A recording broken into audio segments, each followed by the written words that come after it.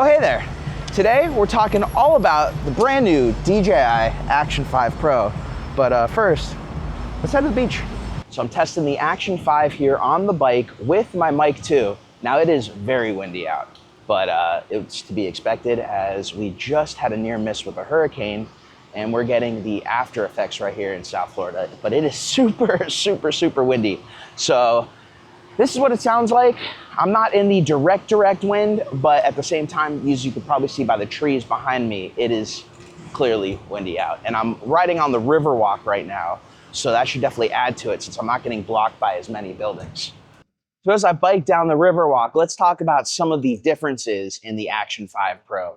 So one of the things I noticed is the power button. The power button is a lot more firm on the Action 5 Pro compared to the Action 4.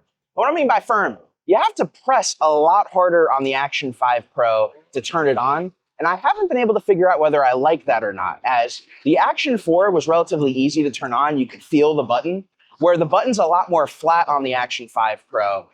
And I guess it will prevent the Action 5 Pro from being turned on in a backpack, which I thought was pretty cool. But then let's talk about being in the backpack. There's this ring around the actual UV filter of the Action 5 Pro. And the ring looks like it was the same ring on the Action 4, except for the fact that you can actually take this ring off and it leaves this little metal piece that's still on there.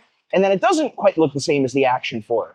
Now I mentioned this, I don't know if you're supposed to leave this, rubber piece on or whether you're supposed to take it off, but in my bag, the rubber piece comes off a little easy. And I haven't seen this mentioned in other videos, so I did want to take note of it here. So another thing is going to be the bit rate. So apparently the bit rate on the Action 5 Pro, at least right now at release here at the end of September of 2024, is lower than in the Action 4, which I saw a note from DJI that they are going to add a higher bit rate mode to this camera, but it's interesting to note.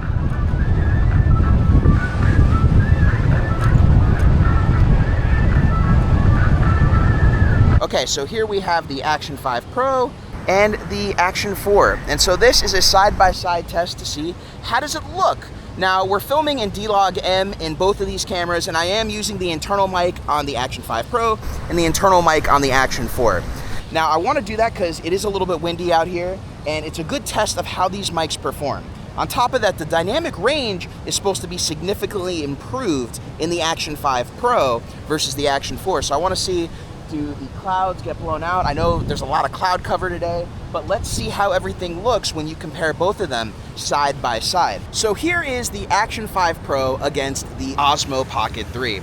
Now on the Action 5 Pro, I'm filming in D-Log-M 4K 24 with hyperbalance on. And on the Osmo Pocket, I'm filming in 4K 24 with D-Log-M, but it's on a gimbal, so there really is no need for the hyperbalance. But I wanted to test out what does the image quality look between both of these devices.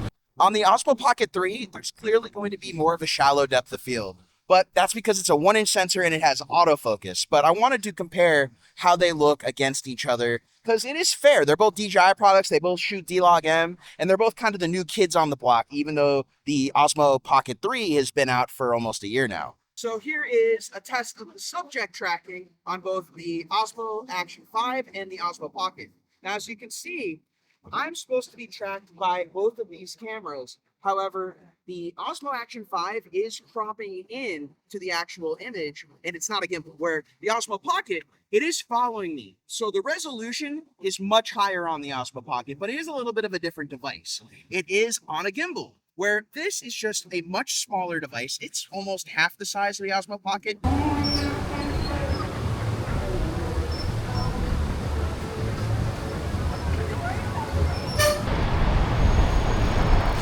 So here we have the Action 5 Pro and the Action 4 side by side, and they do look pretty similar. Now there's a few other differences. The screen's a little bit brighter on the Action 5. Another difference that I didn't notice is the actual record buttons on the top. The record button is a little bit bigger on the Action 5 Pro, but it's also a little bit flatter, just like the power button is.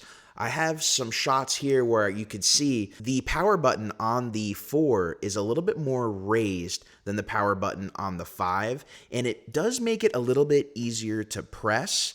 that brings some pros and cons. Being easier to press makes it easier to turn on, but in your bag, it may be easier to turn on the Action 4. So I don't know whether the harder to press power button is going to be a pro or a con yet. I guess it's going to be through use. I'll let you know what I think, but this is just a first impressions video. The top button, although it's flatter, I haven't really noticed it be much harder to turn on or off, so that really hasn't been an issue either. But I still want to know, what is the deal with this rubber piece? Because when you look at both the Action 4 and the Action 5, they both have this black top piece, but then, you could just take this black piece off and, now I have the Action 5 and you could see more of a metallic finish. So I don't know if this little rubber piece is just for show, is it in the packaging, or is it waterproofing? I just don't know. If you guys know, let me know in the comments below. But it's one of those things I haven't really seen be mentioned in the videos, so I just tend to put it back on the Action 5 just in case. Now, comparing the Action 5 Pro to the Osmo Pocket, the Osmo Pocket clearly has a more shallow depth of field, but the Osmo Pocket also has a little bit of a green shift compared to the Action 5 Pro, which I was very surprised about because I don't really notice that when I'm filming around with the Osmo Pocket 3. I use it all the time, but I also pretty much use that camera by itself, so I haven't really compared it to other DJI products other than the drones, which I haven't really seen that shift as clearly as I could see on the Action 5 Pro. Stuff like that, it's easily fixable, especially with 10-bit footage, but it is interesting to see that the colors are a little bit more solid. You get a little bit more dynamic range out of the Action 5 Pro over the Osmo Pocket 3, which has me question, since the Action 5 Pro is almost like an upgrade to the Action 4 Pro. I don't think it's necessarily a revolution, but it does add a lot more features with that new chip that they've added in here. Are we going to see something like an Osmo Pocket 4 Pro that adds this new chip? Maybe we get some more dynamic range out of the Osmo Pocket 4 Pro, or maybe an Osmo Pocket 3 Pro. I don't know. It'd be interesting to see. But overall, I'm pretty happy with the Action 5 Pro. I think I'm still going to stand by my original thoughts when I made my short a few weeks ago, where I think the Action 4 is a really great value, especially used.